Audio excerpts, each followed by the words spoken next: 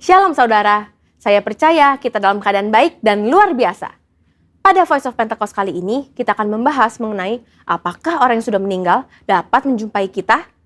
Saudara pernah tidak mimpi didatangin orang terdekat yang sudah meninggal, lalu kita bingung, apakah orang yang mendatangi kita ini adalah betul orang terdekat kita atau bukan? Bagaimana kita dapat menjelaskan peristiwa unik namun nyata seperti ini? Mari kita lihat 3 anggapan yang berkembang di masyarakat Kristen secara luas dan apa kata Alkitab mengenai hal tersebut. Pertama, fenomena yang terjadi sama seperti halnya Tuhan Yesus menjumpai murid-murid sebelum ia terangkat ke sorga.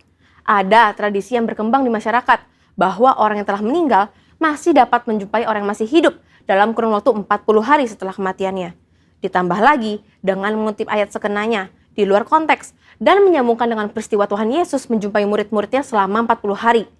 Yang memegang kepercayaan ini pastinya tidak sadar bahwa Yesus bukanlah orang mati yang mengunjungi murid-muridnya, melainkan ia telah bangkit dari kematian dan hidup, seperti ada tertulis di Markus 9 ayat 9-10.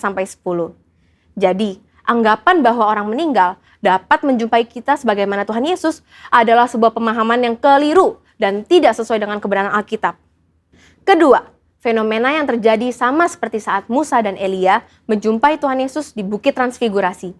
Sebagian orang mungkin beranggapan bahwa peristiwa ini dapat menjadi sebuah pijakan untuk menyatakan bahwa orang yang telah meninggal, yaitu Musa, menjumpai Tuhan Yesus dan bercakap-cakap dengan Yesus.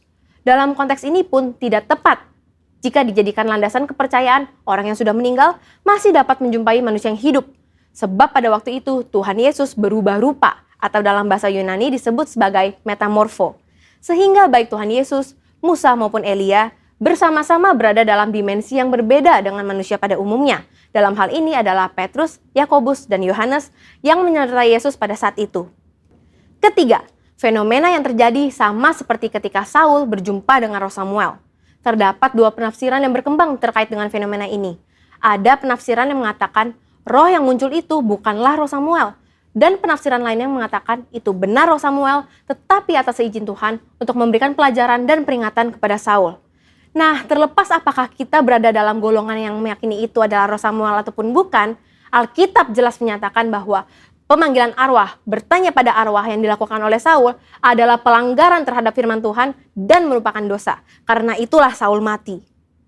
Tuhan Yesus seringkali menggunakan perumpamaan dalam mengajar agar lebih mudah dipahami. Dalam Lukas 16 ayat 19-30, Tuhan Yesus menyampaikan perumpamaan tentang orang kaya dan Lazarus. Dari sini kita dapat mempelajari bahwa ada jurang pemisah dalam dunia orang mati yang memisahkan 2 kompartemen yang berbeda, yakni Hades dan Firdaus. Pelajaran berikutnya adalah tidak diperlukan orang yang telah meninggal untuk mengunjungi orang yang masih hidup untuk menyampaikan pesan khususnya terkait pertobatan, sebab sudah ada pada mereka kitab suci. Mungkin ada saudara yang masih bertanya, lalu bagaimana mimpi yang tidak bisa kita rencanakan bisa terasa sangat nyata, seakan-akan orang yang sudah meninggal datang menjumpai kita? Setiap orang pasti pernah mengalami mimpi. Terkait dengan mimpi, Leland Ryken, seorang profesor emeritus bahasa Inggris yang juga adalah penata gaya sastra dari Alkitab English Standard Version, dalam Dictionary of Biblical Imagery menjelaskan, arti dreams and visions adalah mimpi akan muncul sesuai dengan kondisi yang sedang dialami manusia pada hari itu.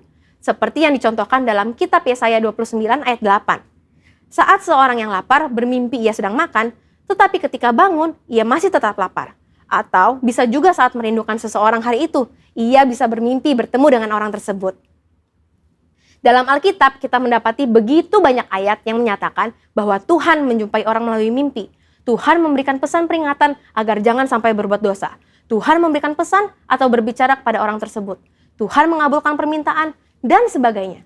Namun, Alkitab tidak pernah menuliskan tentang orang yang sudah meninggal menjumpai orang yang masih hidup melalui mimpi. Jadi, sebenarnya siapakah yang dijumpai dalam mimpi orang-orang? Apakah itu setan atau roh jahat? Tentu tidak juga demikian.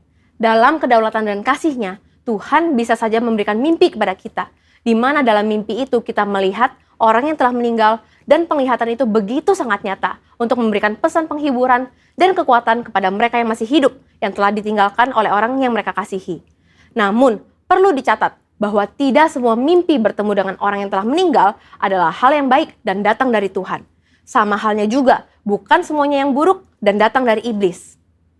Seperti dalam 1 Tesalonika 5 ayat 21, ujilah segala sesuatu dan peganglah yang baik. Maka dari itu, kita sebagai orang percaya tetap harus memiliki kepekaan dan ketajaman rohani dalam mengujinya. Saudara, untuk penjelasan lebih lengkap dari tim teologi kami, silakan cek link yang ada di atas atau scan QR Code yang tersedia. Salam integritas, Tuhan Yesus memberkati.